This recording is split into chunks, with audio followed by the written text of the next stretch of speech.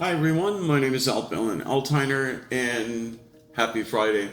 So this weekend I actually want to work on this challenge, which is something new for me. But I was working last weekend on trying to build a game using React. So it's React 3.5, Three.js by Tailwind CSS. And for the backend, I'm using Supabase. And I'm also using Lovable for the front end so I can actually build my UI. And I do have a very basic UI now, and I have the gameplay, so I just want to share it with you guys. So I wanted to show you guys how far I came with just developing this game. And so I managed to create just a very small map, and it's very hard to control some of the meshes. That'll be the next thing that I'm going to focus on. But first I wanted to focus on the mechanics so the player can move and shoot. We have enemies, and if you actually hold down the trigger you get a boost. And so I basically wanted to implement all these functions, and it's still at its very early stages, but I wanted to share my progress so far. So honestly, it's still very rough, and I run into many issues, but I'm learning as I go. And I'm also using a combination to fix some of the code issues, Grok 4, and I'm also using GPT-5 that just came out. So that's all. I hope you enjoy this video. For me, this is like going to a brain gym. Sometimes it's really hard and frustrating at times, but that's exactly what I enjoy. I really enjoy the challenge, and it just keeps my mind really sharp. So I'm going to push the project forward, probably continue working on the weekend since I'm busy during the week with my responsibilities and my job. So I'm still learning, but this is really exciting. And I also highly recommend that you visit a couple sites that I want to point out. So one of them is Simondev.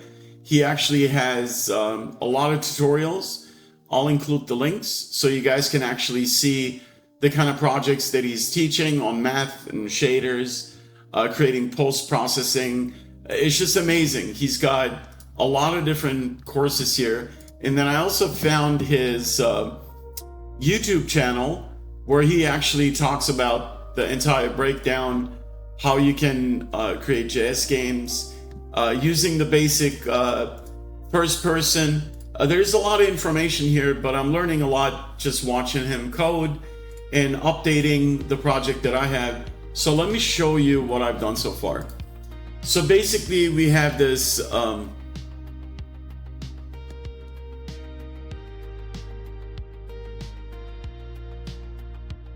gonna try to fix this jittering issue. I'm not sure why it's happening, but it's only happening below this geometry.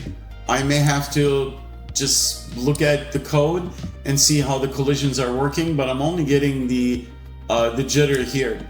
But the gameplay works, like everything is functioning. You can also, like, I've tried to angle things so you can actually kill them in a more interesting way, like so.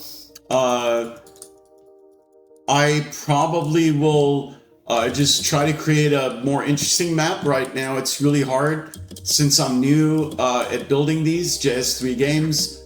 I'm having trouble with the map, so I may actually build something myself in Blender or Maya or Plasticity, and then keep like super simple geometry and build a map, and then bring in that geometry in here, set up collisions and colors and shaders. And then I also have a little bit of fog, as you guys can see. That also is working really nice. I kept the sky just like really simple, but eventually I'll try to get in and see if I can put an HDR map in here. I obviously don't want to go too far, but just make sure that the mechanics are working fine. I'll leave a link. You guys can actually play this game entirely for free. I'm going to keep updating so you can bookmark it. I'll share the link and you guys can see what you think. Again, thanks for watching this video. Learning never stops. I'm really passionate about continue to learn and challenge myself with all these new opportunities that are out there to actually teach yourself something new and create your own game. I'm really passionate about gaming. I worked in the gaming industry for over 10 years for various AAA game studios, and I've learned a lot. So I created also another game with a friend of mine that was a solo project, an FPS. I'll include a link to that. That was called Project Simulation. But this one is something really cool because I'm working with GPT-5 and Grok 4. So some of the things that I don't understand, or especially with like physics and AI, it really comes in handy. Grok 4 is amazing.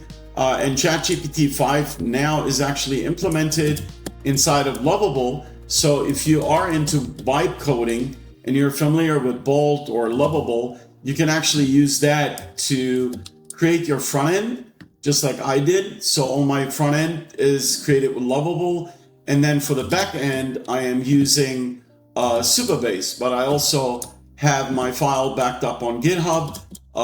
So I can actually make sure that I save different versions. But again, play the game, see what you think, and hope you guys like it. Okay, so this is the front end menu, and it starts the game, and you have your instructions here if you read through. I also added a music player. You can hit P to play stop. T stops it. P is play and pause actually. And then I added the up and down keys so you can switch to the next track if you wanted to. So I'm just gonna hit play and then show you guys that I basically have a very, very simple map. And I was working on enemy and player collisions, how they're handled. So right now he will be hiding from me. So that's the first enemy that I created in here. And then I can basically go around, double jump, and I can go to different sections in my map. Let me jump all the way here. And these functions are done. I've spent about a couple of weeks working on this. Today is Friday. So with the end of day, I wanted to get back into it and make further adjustments. So everything is working really nice. I have some issues with the grid. There's some glitching happening right here that I still need to fix. But overall, you can basically walk around, and if you get killed, you'll be taken to the game over screen that I created. And again, if you want to play music, you can simply hit the P button, and that will basically start the audio. And then you can toggle with the up and down keys here.